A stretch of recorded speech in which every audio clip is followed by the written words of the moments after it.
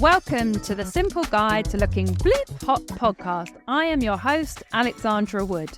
Each month, I'll be exploring the highs and lows of business and how style forms a huge part of building a personal brand. I bring a modern twist to the often stuffy world of bespoke tailoring, and in each episode, I'll get the measure of my guests, from fashion faux pas to business seminars. So let's get cracking.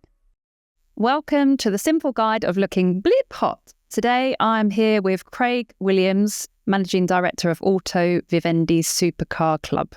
Very excited. So here we go. So thanks so much for coming on to the podcast today. It's really cool to meet you again in person. So how did we actually meet in the first place? I think, was it on LinkedIn? I think originally sure. We sort of paths crossed and we started having a chat and commenting on each other's posts. I think I was watching one of your podcasts. Oh, cool. And I think I sort of got a little bit engaged with him. We started having a bit of a chat from there on.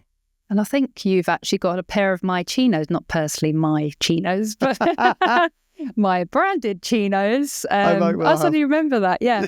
So that's really cool. So thank you. I'm going to ask you some questions about your business life. So tell us about how you got into all of this excitement.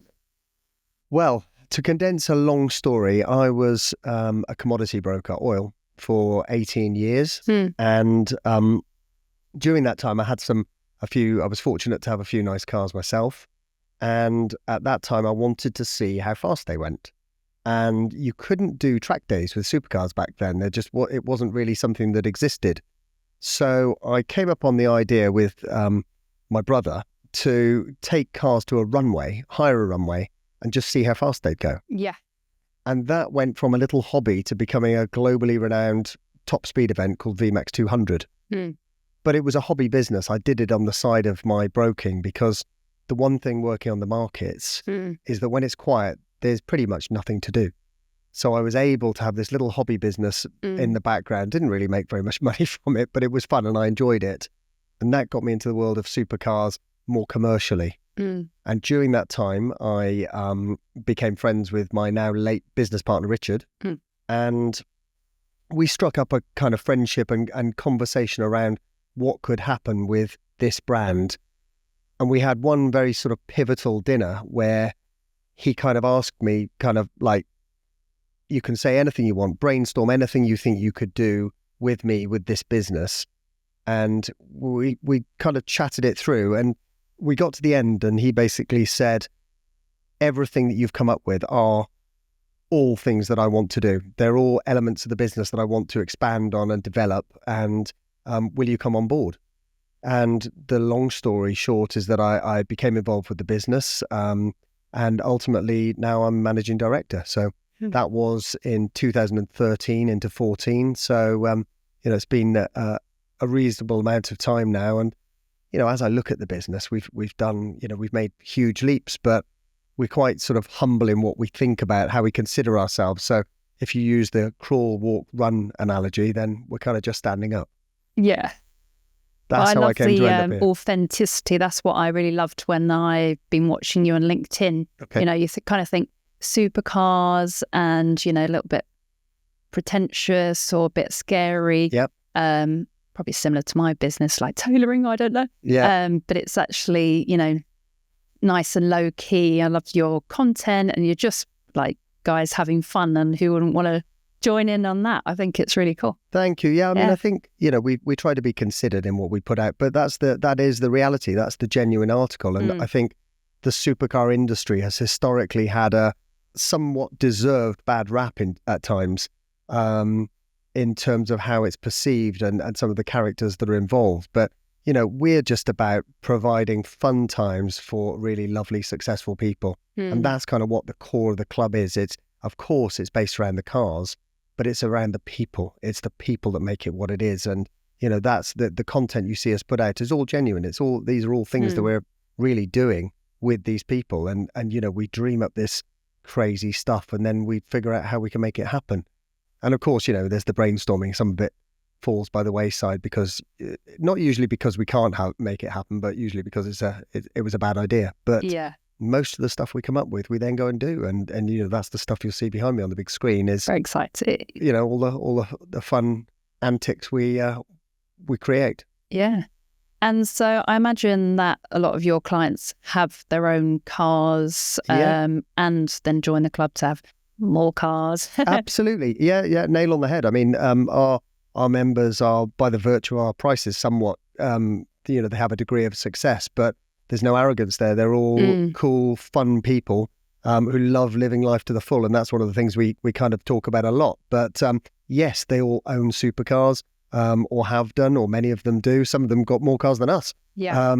But the commonality is that, it's the lifestyle around the cars. It's the other things that you can do and the people that you meet through that. But yes, our members have lots of cars. They sometimes join the club to try ours before they go and buy their favourite. Oh, cool. Yeah, that's a good idea. We buy cars, we work with the manufacturers. So we buy a lot of cars for our members, or we help them to buy cars. But they always remain a member of the club, which is great because they want to try the latest and greatest, and that's what we provide.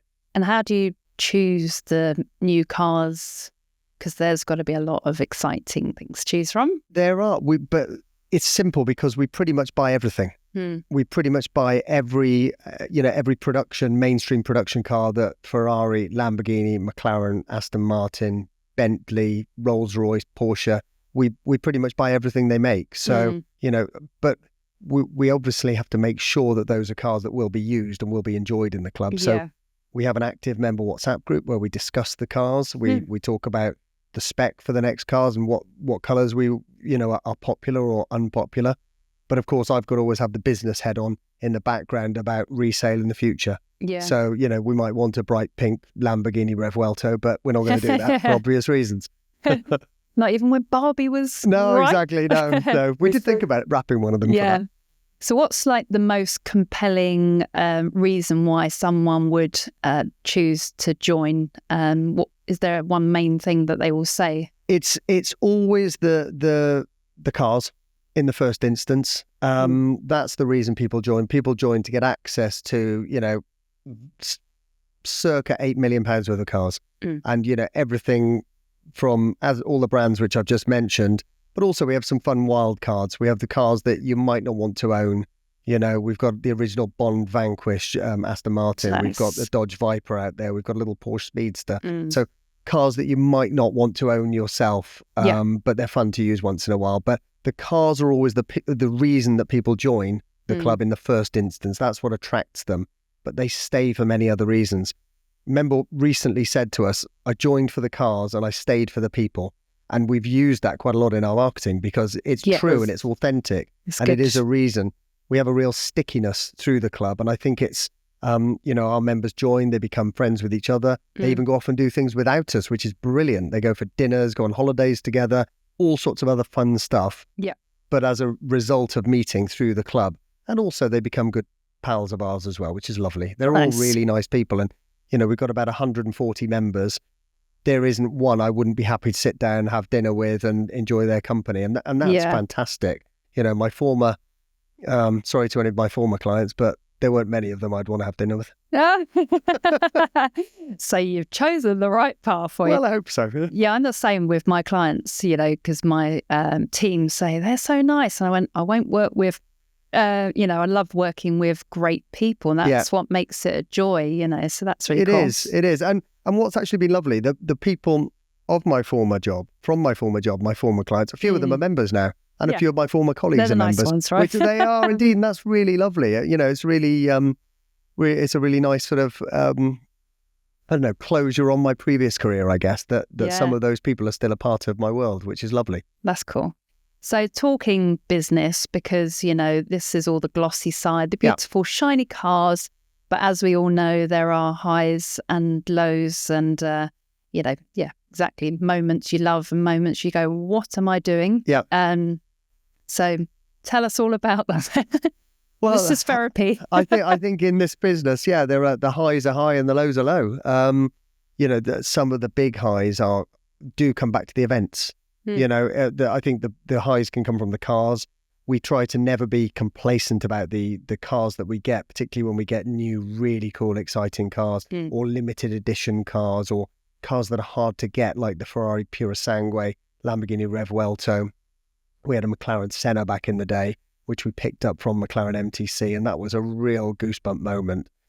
So yes, we never get we try to never be complacent or take the cars for granted. We do appear on social media, I know, to be collecting a new car every day, but it's always special and it's always exciting.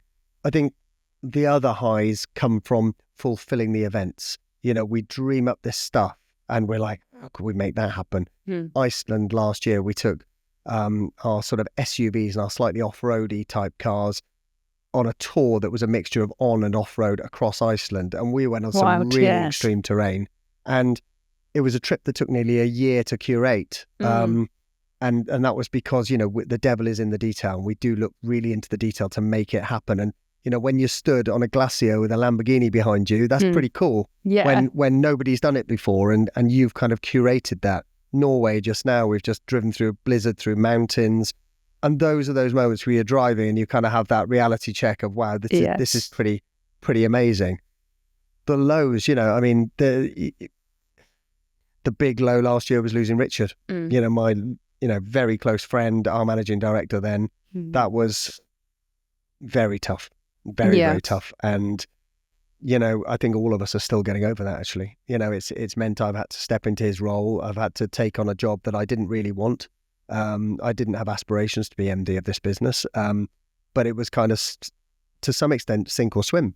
It was in terms of not the business so much as, having the drive to carry it on and carry on the vision. And so, losing him out of the blue was, a massive shock for us personally, of course, terribly tragic and on an ongoing basis for his poor family. But for us as a team, for the members, the Auto Vivendi is like a family.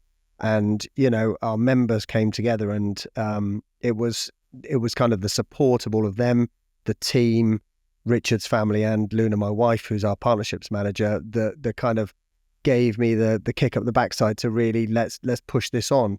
I have another business partner and Ben, our FD, and they were the ones that between us all, we sat down and we worked our way through it to solve that, what seemed like not an impossible thing to overcome, but it was difficult. It was hard to sort of see a way forward in the first few days. But I'm very proud of how everybody's pulled together to kind of find a solution, find a way, and also not just continue the business as it was, but to drive it on and to take it to the next level, which is what we'd always planned to do. So, and we're still in that process.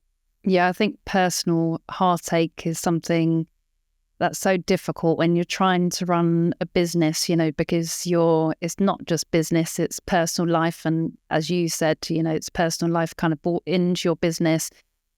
Completely. And it can feel a bit, guilt-ridden, I imagine, as well. Like, how am I going to carry on without him? This is him and all these things. So, yeah. Yeah, really... and totally. And, of course, you see that person in everything you do. In every trip, there's an empty seat. There's an empty seat at the table. There's an empty desk still upstairs. But it's kind of, it's a cliche and it's cheesy, but you have to, it's kind of it's what they would have wanted. Yeah. And I firmly believe it's what he wanted. He was a very driven man, and, something of a mentor to me. Yeah. So it was with pride that I did continue that journey. And thankfully I had the team, my business partner and Ben, our financial director, who were there alongside me and gave me that push and gave me the confidence to kind of carry on and find a path. So what makes your business unique? I think we've kind of touched on this in terms of those Walt Disney-like experiences in car world. But, what other things really make it, do you think? Well, I think we don't really have any competition per se. And I don't think there are many brands that are in that position. And that could be good and bad. We had this exact conversation yesterday. We were talking about sales and marketing, and we're not the Burger King who can look at McDonald's or the Pepsi that can look at cola. Not that I put ourselves on that pedestal or scale, of course, but there is nobody we can look at and say, well, let's do it like that. So we're kind of having to be the innovators. We're having to find the way and think what will work. And of course we make mistakes like everybody does. We try things and they work or they don't work. And sometimes they don't work because it's the wrong time for that idea or that path or that vision. But so, yeah, I think what makes us unique is the fact that there's nobody really out there doing what we do. There are some car rental companies, but they're very different to us. They operate in a completely different way. And we don't kind of compare ourselves to them. Some of them are hugely successful at what they do. And I think that's what makes us unique, that we're offering this personal service to people. the devil is in the detail, as I say often, and I think we give a really high level of customer service. We really take care of people. We really genuinely care, and we remind ourselves that when our members have a car booking, that's a really exciting time for them. And whilst we've got cars going out on bookings every single day, each and every time we want it to be special for them, because it is. It's like picking up a new car every time you have a booking. And I think in terms of what makes us unique, it is that there's nobody else that's doing it. Yeah. Back in the day, in the early 2000s, there were a number of businesses operating in a fashion like us. There were a number of supercar clubs, and they're not around anymore. But I think, looking back, P1 invented this model. Damon Hill and his then manager, they invented this model. They were extremely successful in the early days. But again, they've fallen by the wayside because it is a tough business. Ultimately, we are a small business. We're a small business that does quite big things at times. But, it does come with its challenges. But I think back to your question of what makes us unique, it is that we are the only people who do this. Yeah. There's nobody else. There's a lot of moving parts. I mean, literally. There are. We are constantly spinning those plates with the eternal DJ with the records, and wouldn't have it any other way. But have you ever had a club part? I mean, I'm sure you do because you have parties here, but like DJ and stuff. Sorry, I've just gone off into a party mode. Yeah, this is our clubhouse. This is our little home. Yeah. We can't fit all the cars in here anymore. Sadly or happily, depending on your point of view. But this is where we host members. They can host meetings. They can hang out with their friends. They can drop in. But yes, we have parties here a few times a year, 2 or 3 times a year. We will turn this into a little supercar nightclub. Yes. And we'll have entertainment. We'll have a full bar. We'll have, sometimes we have an artisan pizza van on the drive, which is just firing out pizzas, just fun stuff that brings people together and fosters that community. For us, it is all about the camaraderie and the community that we've built around the brand. And those evenings are fantastic for that. Everybody gets together, lets their hair down, and they're always great fun. Very cool. Do your members suggest sort of weekends to you? Say, oh, could you do this? Or yeah, we get asked from time to time. If we can, we do get asked if we can put together curated experiences, and we do make those happen for people, both on a corporate level and personally.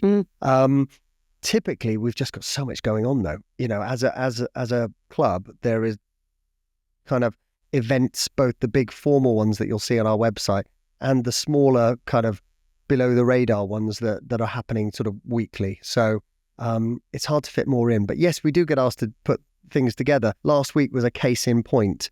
We went to Grantley Hall in Yorkshire, one of our club hubs, which arguably one of the best hotels in the country, I would say. Fabulous time. And we took the cars there and had a 3-day members escape where it was kind of Michelin star dining. It was enjoying the spa. It was getting together for drinks. And we did do a day of driving on the Yorkshire moors, which was fantastic. And that was something that members had come to us and said, can we do something like that? So yes, really good question. Yes, they asked. Yes, we did it last week. And yes, we'll do it again. Yeah. Talking about clothes and your image and, has it been something you've considered to be a part of showcasing your brand? Do you wake up in the morning and go, am I representing the brand? Or if you're not given a hoot until we had this podcast, it's something that's always been really important to me. And I think, what I wear has had to change and evolve a lot over my career almost. You've just stolen my next question, but never mind. Oh, sorry. Well, and how has it evolved?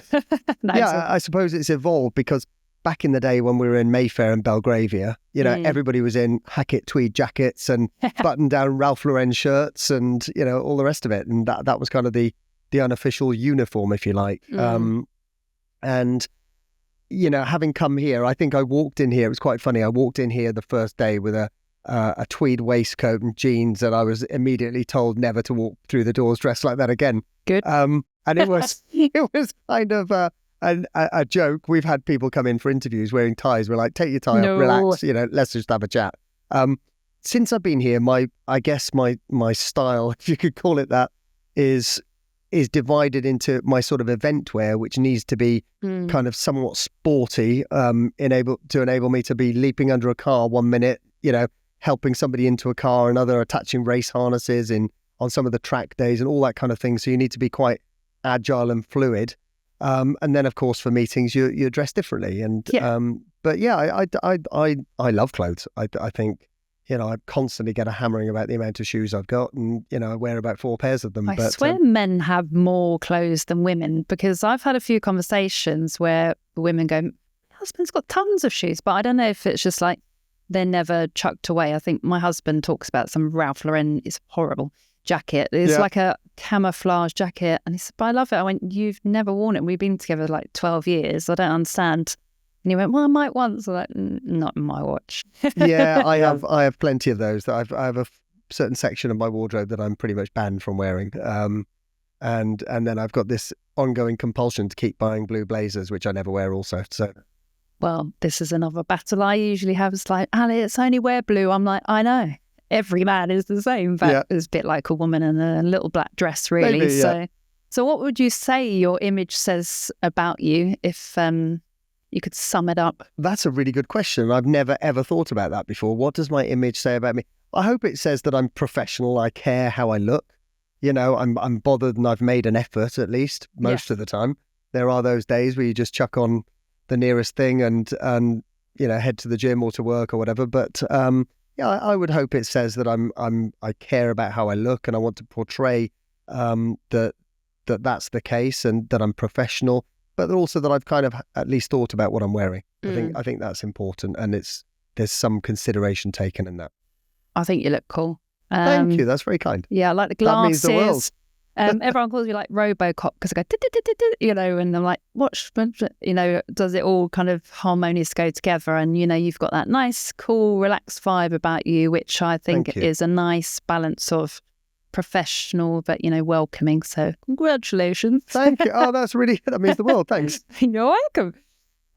So what I do on these podcasts is create a mood board, which basically captures a vibe of what I think would suit you. Oh, wow. Okay. So here's the mood board I prepared for you earlier, which basically shows a few designs which are not tweed jackets or button-down shirts and colours which I thought would suit you. And they're quite neutral. So green, soft blue. So for our listeners versus watchers, there's a palette of greens, tans, sand, beige, so much softer, nothing too harsh, so that it works with Craig's colouring. Really nice. Salt and pepper vibes. Love it. And more smart casual, because as we know, Craig's not really in a suit every day, so I thought this would be perfect. They're really lovely. Yeah, I would wear everything on that page. Yay! Yeah, it looks really good. Particularly like the cream jacket, middle bottom, and the grey one on the right. Be nice. Really, really nice. We'll work on that then. Lovely. Thanks so much for joining us and talking about the highs and lows of business, and it's such a cool, disruptive business, which I'm in also, paving the way for something new and refreshing and cool. And I'm sure our listeners and readers will want to know all about it. With that in mind, actually, if you could share where people can find you, and do you have anything you'd like to share in terms of a new launch or something you just itching to share? Sure. Well, firstly, thank you for inviting me. I'm really grateful. I've had pleasure. A fun morning. It's been not been a chore. It's been really entertaining, and you'll find us as in all things autovivendi.com. So we're pretty easy to find. That's our website, which explains how the club works, shows you what the cars are, and explains our membership tiers and how that works. And if anybody wants to get in touch and speak to me or a member of the team, then all the details are on there.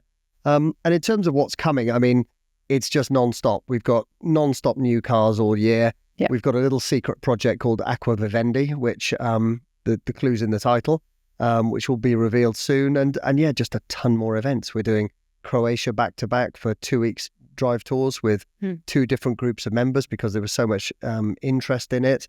And then from there, it'll be Goodwood Festival of Speed, top speed stuff on runways, track days, you name it. We're just going to keep pushing. Perfect. Amazing. Thanks so much for joining us today. It's been a real pleasure speaking with Craig Williams of Auto Vivendi today, and I'll see you soon.